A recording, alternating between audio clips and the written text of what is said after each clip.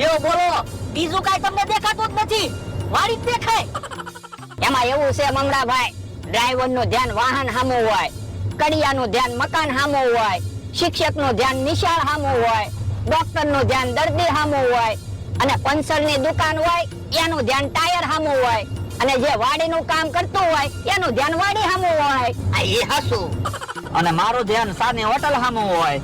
લ્યો બોલો, સા હંભારી, હવે સા પીવી પડશે. તો પણ સાની હોટલ આવે ને મોટર ઊભી રાખજો.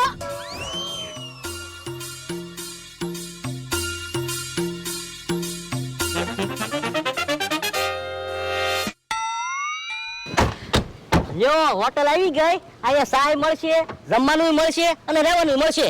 તો અહીંયા જ રોકાઈ જાવી. પણ પેલા સા પીવી છે. તો બે સાનું કહી દો. કેમ બે સા? લે બધા અડધી પીવી ને. હવે